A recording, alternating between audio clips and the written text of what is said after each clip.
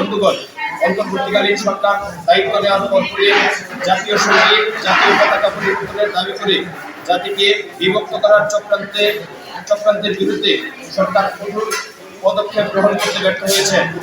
1971 সালে 30 লক্ষ শহীদের বিনিময়ে আমরা এই দুর্বল জাতীয় সঙ্গীত ও জাতীয় পতাকা পেয়েছি। তার উপর আঘাত বাংলাদেশের সার্বভৌমত্বের উপর আঘাতের সামিল, কিন্তু সেসব ক্ষেত্রে সরকারের নীরব ভূমিকা আমাদের হতবাক করেছে। ধর্মীয় সাম্প্রদায়িক গোষ্ঠী এবং জঙ্গি সংগঠন কর্তৃক মুক্তিযুদ্ধের ভাস্কর্য ভাঙচুরের বিরুদ্ধেও সরকার ব্যবস্থা গ্রহণ করেনি। এক্ষেত্রে সরকারের নমনীয় অবস্থান আমাদের ভিতরের সংশয়ের উদ্রেক করে। সরকারের সার্বভৌমত্বের প্রতি মুক্তিযুদ্ধের স্মৃতি ফলক রক্ষায় সরকারকে তৎপর হতে হবে। একই সাথে আওয়ামী লীগের একপাক্ষিক মুক্তিযুদ্ধের ন্যারেটিভের বিপরীতে মুক্তিযুদ্ধের প্রকৃত ইতিহাস জনগণের কাছে পৌঁছে দিতে সরকারকে কার্যকর ভূমিকা পালন করতে হবে। জুলাই গণঅভ্যুত্থানের পরে শিক্ষা প্রতিষ্ঠানগুলোতে ছাত্র রাজনীতির বন্ধের দাবি করে আসছে একটি গোষ্ঠী।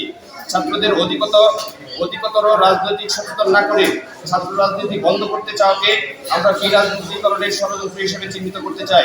5ই আগস্টের পর যারা ছাত্র রাজনীতি বন্ধের দাবিতে আন্দোলন করেছে, আমরা দেখেছি তাদের অধিকাংশই 1971 মহান মুক্তিযুদ্ধে গণহত্যাকারী সংগঠন ইসলামী ছাত্র শিবিরের পদধারী নেতা।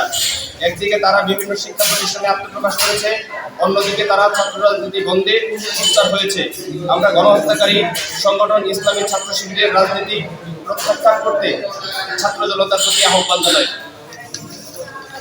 বন্ধুগণ, 5ই আগস্ট জুলাই গণঅভ্যুত্থান সফল হওয়ার পর থেকে বাংলাদেশের রাজনীতিতে বহুল চর্চিত বিষয় হচ্ছে ভারত রাষ্ট্রের আধিপত্যবাদী আচরণ। ভারতের আধিপত্যবাদী আচরণ এদেশের সর্বস্তরের জনগণ প্রত্যাখ্যান করেছে।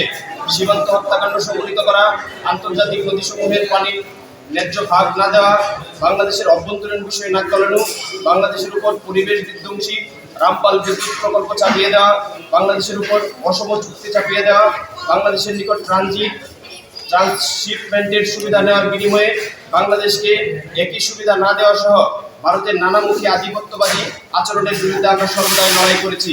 কিন্তু সাম্প্রতিক সময়ে বাংলাদেশের ভিতর ভারতের আধিপত্যবাদী আচরণ সাম্প্রদায়িক রং দেওয়ার চেষ্টা করে যাচ্ছে ভারত এবং বাংলাদেশের উগ্র ধর্মীয় সংগঠনগুলো। সাবেক ইস্কন নেতা চিন্ময় কৃষ্ণদাসের গ্রেফতারকে ঘিরে ভারতের অযাচিত নাক গলানো এবং ভারতের উগ্র হিন্দুত্ববাদী সংগঠন হিন্দু সংঘর্ষ সংগঠন কর্তৃক ত্রিপুরায় অবস্থিত বাংলাদেশের সহকারী হাইকমিশনের হামলার মধ্য দিয়ে দুই দেশের ভিতরে জনগণের ভিতরে সাম্প্রদায়িক বীজবাষ্প ছড়ানোর চেষ্টা করেছে উভয় দেশের উগ্রবাদী সংগঠনগুলো।